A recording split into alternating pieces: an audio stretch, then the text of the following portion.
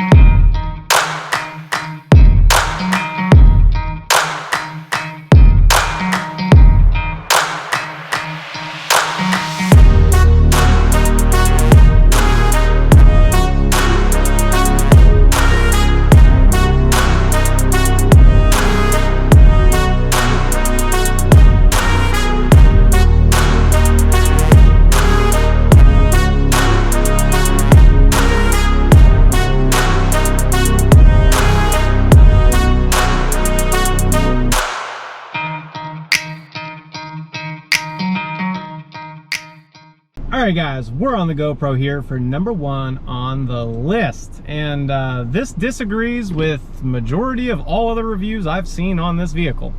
Number 1 on my list that I absolutely love about this vehicle is the all-wheel drive system, the motor, and you know, the speed behind it, because I'm telling you, oh yeah, there's plenty of get up and go in this SUV. Again, I'm an Audi R8 owner, a C7 Z06 owner. This SUV in this class is plenty fast enough. That's right, I'm telling you. Y'all need to get out there and drive one if you don't believe me. If you're considering one of these vehicles, and if you watched another review and they said, it's kind of a little sluggish, maybe not fast enough. It's a small SUV, it's all-wheel drive. It does 0 to 60 in like 6.7 seconds. It gets 29 miles to the gallon on the freeway, 22 in the city. Again, all-wheel drive. What more do you possibly want? Seriously. Like, I absolutely love that it's all-wheel drive and it has plenty of get up and go for what this car is. Now, keep in mind, this is the Turbo Premium Plus. Now, the base motor, without the turbo, I don't know. I have no experience behind that. Not speaking on that.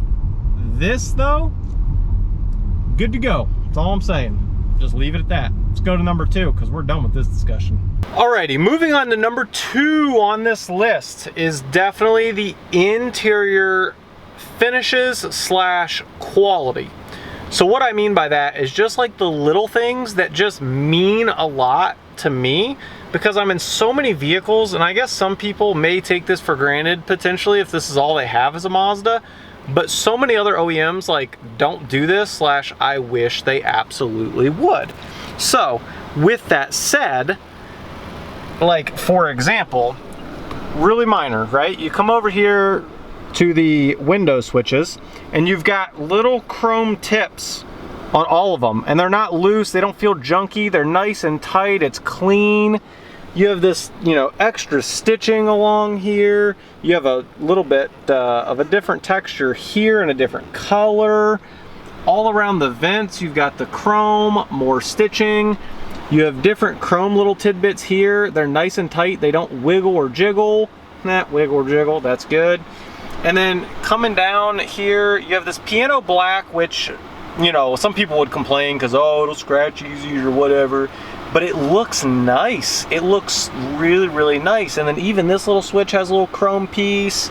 You know, they really think about everything. This opens halfway so someone's elbow can still stay here. Like, it's really thought out. And then like even in here, you got this little thing for cables, that way you can still shut this. You have your wireless charger right here. There's so many things on this interior that I just feel like they did a really, really good job, and the attention to detail is just absolutely phenomenal, in my humble opinion. I really, really am happy with the interior of this vehicle. Number 3 on the list. So number 3 is definitely gonna be the heads-up display and the big screen. Now, the big screen is all relative to whatever your own opinion is, right? So in my opinion, I like the screen. Now, some people are gonna say they want it to come forward, or they want it to have, you know, more touchable capabilities, if you will, because it only works touchscreen right now, Android or Apple CarPlay. Other than that, you control it down here. So you're gonna have some people that complain about that, but I love how big it is. It's nice and long, it's crisp, it's clean. I really don't have an issue with that screen, and I really, really like the look of it. Now, with heads-up display, I think it's always such an absolutely wonderful touch. Let me try to zoom in for you so you can see to the best of the ability here. Hopefully you can see that. I absolutely love it. You can see right there, it's detecting the stop sign, which is over there, and it's showing 0 miles an hour because we're in park. And over to the right, it's got a little car indicator showing whatever I set my cruise at if I were to set it. Absolutely love heads-up display. That is such a nice feature in this vehicle. Number 4 on the list would have to be the adaptive cruise control. I am a huge fan of adaptive cruise control. Now, what I found is the older population does not like adaptive cruise control as often because they like to control it themselves. And I understand that because they're not really familiar with how it works. Me, for a good example, here in Arizona, we have the Interstate I-10 from Casa Grande, Arizona up to Phoenix. It is 2-lane. A 2-lane road, absolute nightmare because semis are always getting over, so you're constantly, you know, up to 75, down to 60, back and forth. It's so annoying. But the adaptive cruise control, when I was bringing this thing back to the house, just an absolute breeze. Now, many vehicles have it, but there's those out there that don't. And I will say there's some that work better than others, and Mazda's is really good. It stayed exactly where it needed to. It didn't, like, soon as like someone got over, it didn't like change 4 gears and just try to just absolutely rip. It just went up like 1 or 2 gears, a normal speed up. Same with slowing down. It didn't just jam on the brakes, like it slowed down evenly. Very, very good adaptive cruise control. Can't complain. Love the feature, and that's why it made the list. Alrighty, and we're back to the GoPro because we're on to number 5, and this is gonna be the last one on the list because here we are already that fast. All right, guys, in all seriousness, number 5 is, I kind of combine these because I think they're equally important and they kind of go hand in hand with each other. So what number 5 is the handling / suspension along with how quiet the interior cabin is when driving. I touched on this in my review as well, but it is really impressive. The only thing that you can hear on this vehicle when driving, honestly, is a little bit of road noise from the tires. And that's only if you're on a rough road. If you're not on a rough road and you're on a pretty, I would say, normal road, you can't hear anything. It's quiet. And same thing with the engine noise. The only time you can even remotely hear the engine is if you completely floor it. For an example, I'm going to be pulling out. Let's see what you can or can't hear.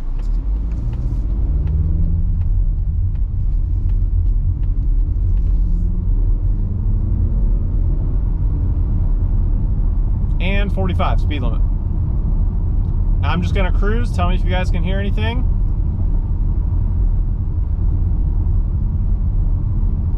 It's quiet.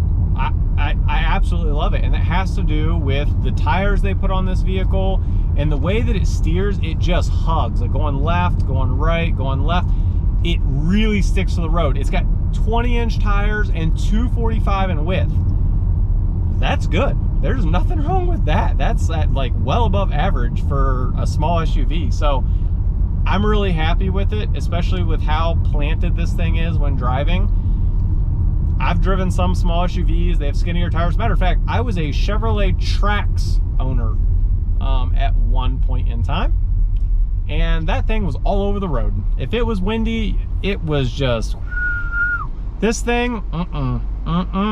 Hey, straight, she's flowing down the road, and that's exactly what you want, at least in my opinion. If you want to be floating down the road, hey, this isn't the car for you, because listen, this thing hugs, and it's quiet, and I absolutely love the way it drives. It just, yeah, I don't know what else to say. That's the best I can describe it. That's the only way I can tell you. So that's gonna wrap up today's video, guys. I hope you enjoyed it. There's only one more video that's coming in this series, and that's what is it like to live with this vehicle for a week. Because once you get around a vehicle longer and you use it in your daily life, you really figure out maybe pros or cons, and you know, little things in daily life that may or may not fit in the trunk, or you know, what it's like getting in and out of this thing all the time, going shopping, or whatever the case is. That's why we cover that video. Hopefully you guys are subscribed so you can see that next one, and next week we'll have another vehicle. I don't even know what it is yet, but stay tuned to find out. Catch you guys on the next ones. Peace.